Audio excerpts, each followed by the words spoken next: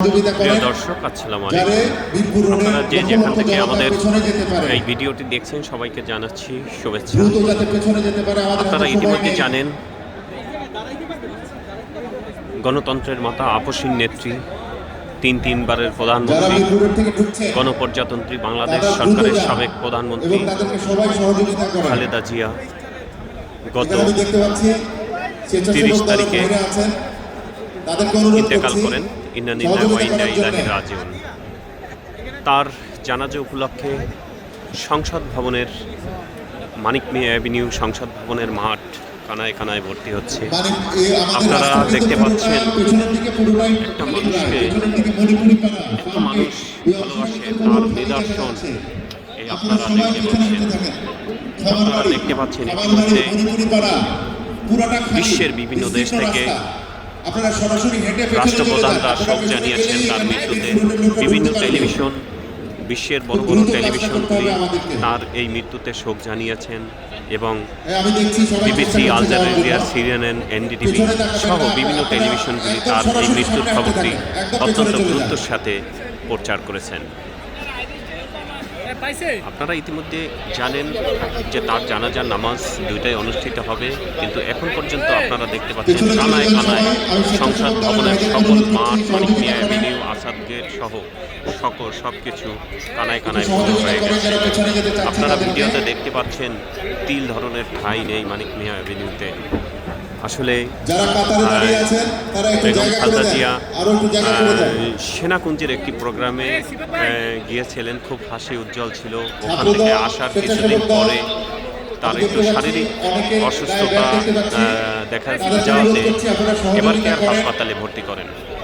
দীর্ঘ প্রায় 1 মাস পরে চিকিৎসার পরে উনি ওখানে মারা যান এবং মারা যাওয়ার আগেও সে খুব হাসি উজ্জ্বল ভাবে সেই প্রাণবন্ত তিনি ছিলেন। এবারকেয়ার হাসপাতালে যারা চিকিৎসা করেছেন, এমনকি কাতারের আমির এয়ার অ্যাম্বুলেন্স পাঠানোর কথা ছিল, সেটা তার শারীরিক অসুস্থতা এতটাই বেশি হয়ে যাচ্ছে সে আর আসলে পারেনি।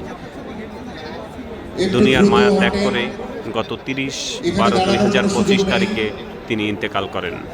বাংলাদেশের তার এত জনপ্রিয়তা বিশ্বের আসলে কোথাও এরকমের আছে কিনা আসলে আমাদের এই খালি চোখে আসলে বলা বড় দায়। আপনারা ইতিমধ্যে জানেন যে তার বড় ছেলে, তার সন্তান জনাব তারেক রহমান, তিনি দেশে এসেছেন এবং তিনি এখন সব কিছু তদারকি করতেছেন। মায়ের মৃত্যুর খবরে তিনি খুবই মর্মাহত হয়ে আছেন। আসলে স্বাভাবিক, বাবা মা মৃত্যুর পরে আসলে এরকমের একটি ঘটনা ঘটবে, আসলে এটা আসলে বলা বড় দায়। আর কফিন যেখানে রাখা হবে,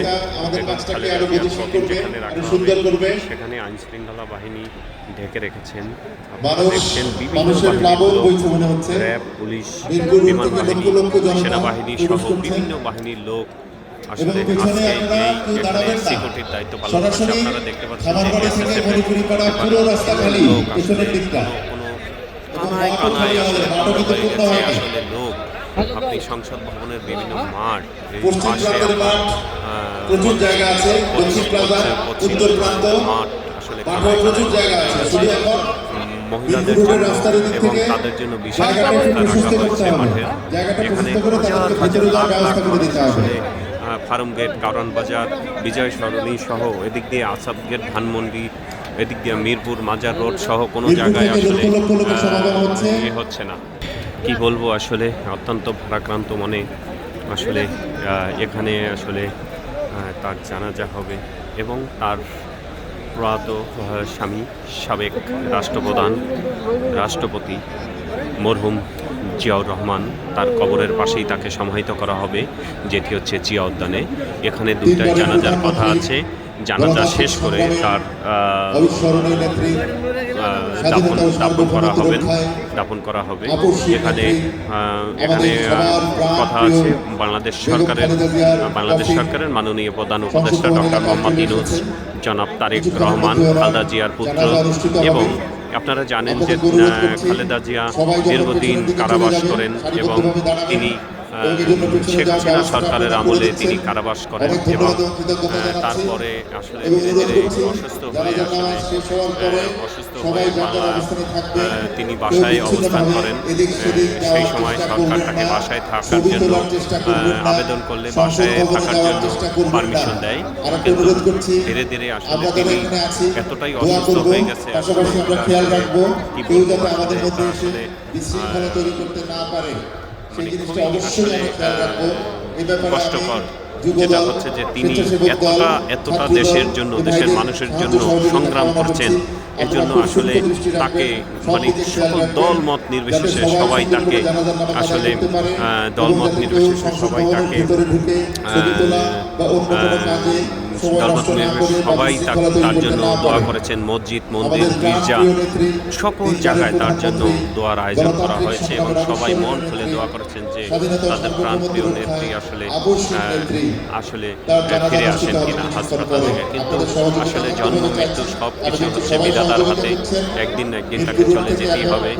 তাই তিনি আসলে আল্লাহর ডাকে সাড়া দিয়ে তিনি 30 তারিখে মৃত্যুর কোলে আমরা বাংলাদেশের যত গণমাধ্যম এবং যত মিডিয়া আছে তারা অত্যন্ত গুরুত্বস্থানে শ্রদ্ধার সাথে তার এই নিউজটি প্রচার করেছেন। আসলে এখানে দেখতে পাচ্ছেন গণমাধ্যমের কর্মীরা উপস্থিত, সারা বাংলাদেশ থেকে আগত যত লোকজন এসেছেন সবাই এসে আসলে মঞ্চের আসলে কানায় কানায় কোথাও কোনো জায়গা দাঁড়ানোর কোনো জায়গা নেই। আপনারা দেখতে পাচ্ছেন আসলে এত মানুষ। তিনি 79 বছর বয়সে তিনি শেষ নিঃশ্বাস ত্যাগ করেন এবং তার জানাজায় অংশগ্রহণ করার জন্য বিভিন্ন দেশের পররাষ্ট্রমন্ত্রী পর্যায়ের লোক চলে আসছেন এবং শোকে কাতর হয়ে আছেন। তাই যাই হোক, একটু পরে জানাজা শুরু হবে। আমরা সর্বোচ্চ চেষ্টা করব আপনাদের জানাজা প্রোগ্রামটি আমরা সরাসরি দেখানোর জন্য।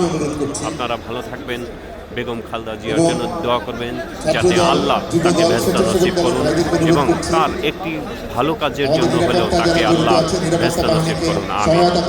এই বলেই আসলে আমরা আসলে আপনাদের পরবর্তীতে আবার নিয়ে আসবো। আসসালামু আলাইকুম ওয়া রাহমাতুল্লাহ। যাতে কোনো বিশৃঙ্খলা তৈরি না হয়।